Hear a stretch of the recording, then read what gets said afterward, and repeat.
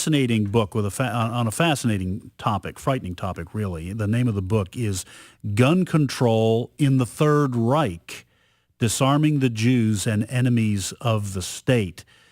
Stephen, welcome to the program. Glad to be on the show. Thank you for having me.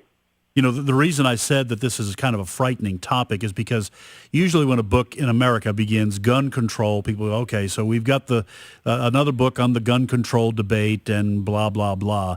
But what you've done is you have gone back to look at what the Nazis did in the Third Reich in Germany prior to World War II in using gun registration and all those things from the prior democratic republic that existed.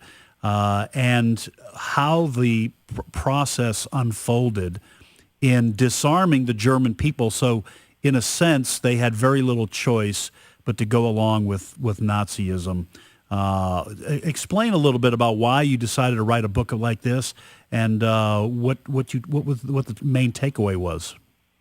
Well, it should be noted this is November the 11th, exactly 75 years ago today in 1938. The Night of the Broken Glass was still going on in Nazi Germany. That was the great attack on the Jewish community. And not many people are aware, but it was preceded in the weeks before that by the disarming of the Jewish population of Berlin and other parts of Germany based on the gun registration records that had been enacted by the Weimar Republic back in the 20s and early 30s. I've been interested in the topic a long time. Back in 1968, there were bills to register guns in America, and Congressman John Dingell of Michigan, who's still there today, objected and said that, well, this sounds something like what they had in Nazi Germany, and that was denied at the time.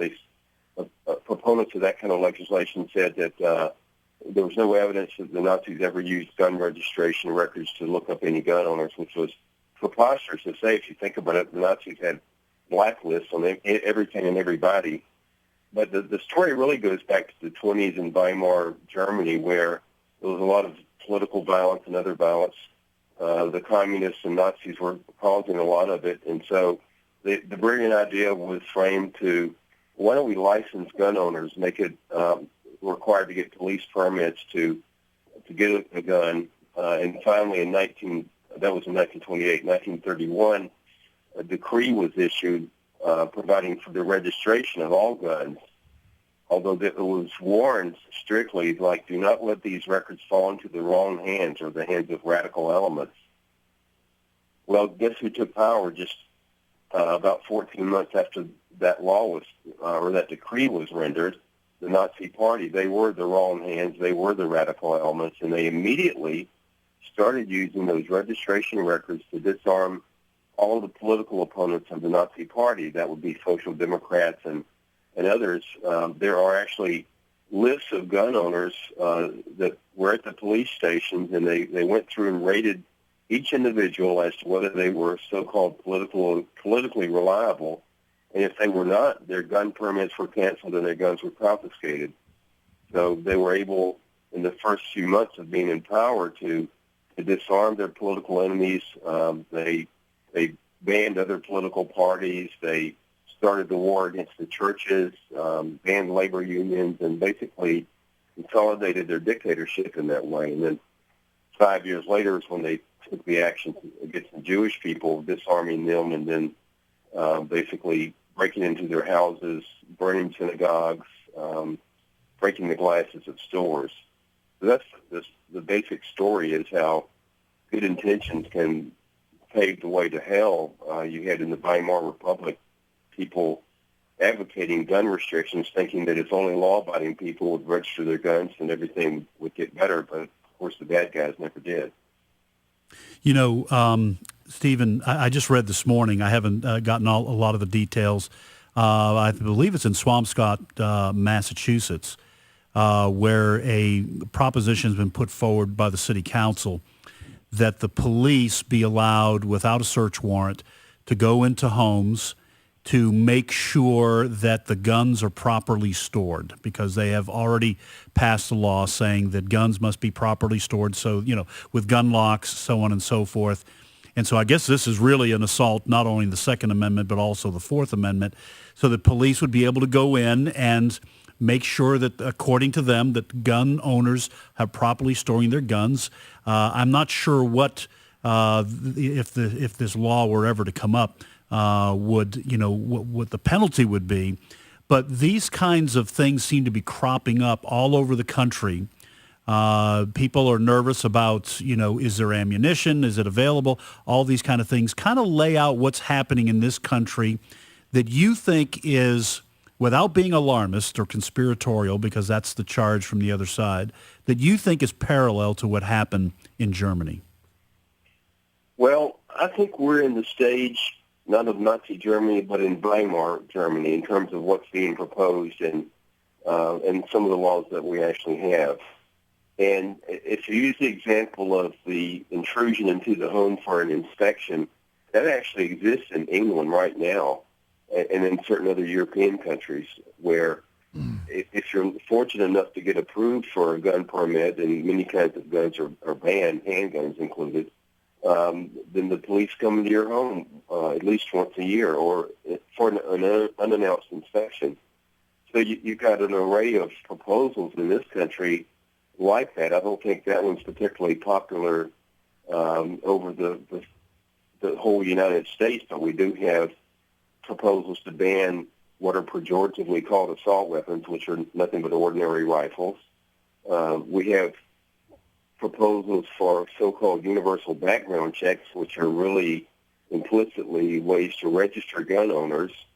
And we have a big danger of gun data being misused, not just by government, but by hackers. If you have electronic gun records, then you have that danger.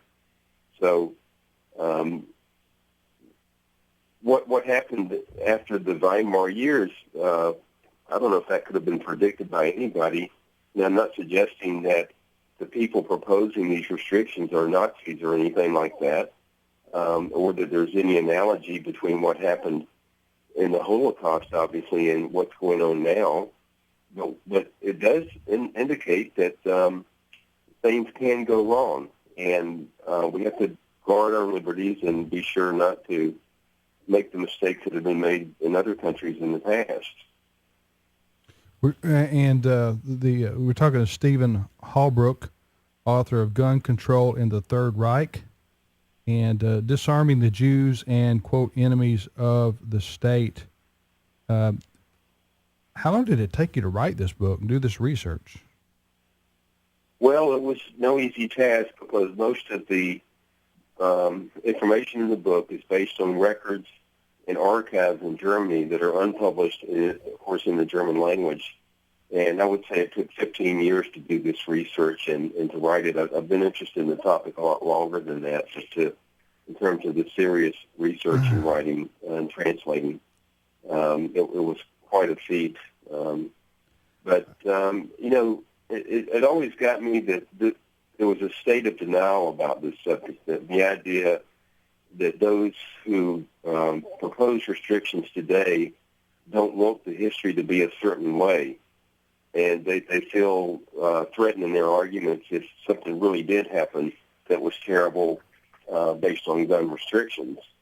And once again, I'm not saying that what happened then would happen now, but it's certainly worthwhile knowing history can repeat itself. It doesn't always, but it can. And when you have the kinds of restrictions and discretion on the part of authorities that was enacted by the Weimar Republic, which, a democratic government, the way that was misused, we have the potential for misuse of restrictions today. Yeah.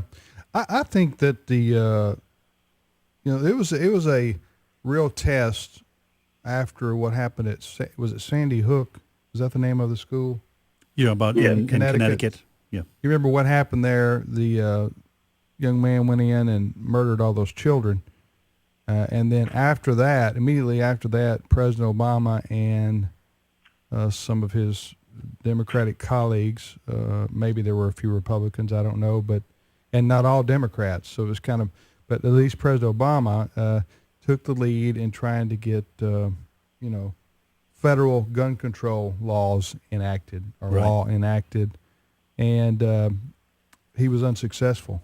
President Obama was, and I thought that was a real test to see, because people were really sensitive at that moment Right. in our history about the death of these innocent children, and would new gun control laws, be able to prevent something like that from happening Right. again, and so that was a real test, and those who wanted more gun control failed. Stephen, how do you look at that story? Well, nationwide, I think that was a positive thing. We have the tradition of the Second Amendment since 1789, part of our Constitution, and we have the long tradition of law-abiding gun ownership, law-abiding gun owners having guns in this country. They're not to blame for the acts of criminals or madmen.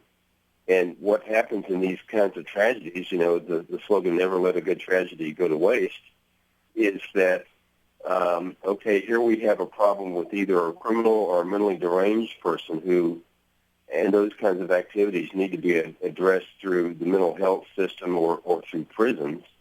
And instead, why don't we pick an irrelevant subject and pass laws on it? Like, let's ban law-abiding citizens from possessing rifles that are commonly possessed throughout the U.S. We can call them assault weapons and make it easier to ban them because that's a pejorative term.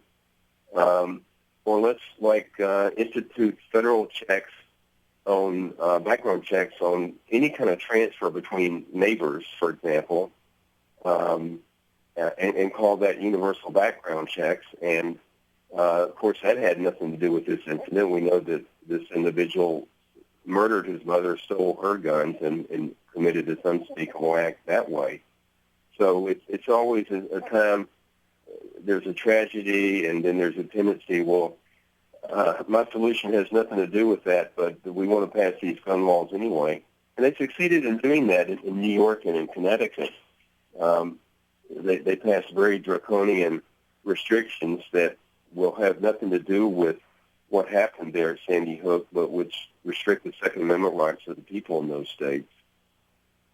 Stephen, let me ask you this. I've heard like anecdotal stories about what happened in the New Orleans area during Hurricane Katrina, that National Guard troops or police went in some neighborhoods door to door and confiscated guns. But sometimes I don't know whether that stuff really happened or not.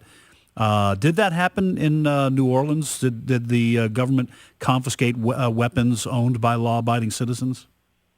Yes, and you're talking to the right person on that subject. I represented the NRA in a lawsuit against Mayor Ray Nagin and the police state department in New Orleans. We got an injunction that they had to stop seizing guns and that they had to give the guns back that they had seized. And what was happening is that the police superintendent announced on nationwide television that no one is allowed to have a gun, only the police. We saw on national television, actually international, there was a BBC crew in a lady's house named Patricia Coney. Policeman came in, and she told him, I have a gun here to protect myself, and she showed it to him. It was nothing but an antique revolver. They jumped her, basically, and beat her up and took her gun. We interviewed people. This has happened to all over the city where police would come up to somebody and they would point pistols or M16s at them and take their guns. People sitting out in front of their shops with shotguns, for example, to protect their property. We're out of time. Stephen Halbrook has been our guest. His book is called Gun Control in the Third Reich, and it's available everywhere books are sold, online and otherwise. Stephen, thanks so much for being our guest. Very interesting topic. Thank you for having me.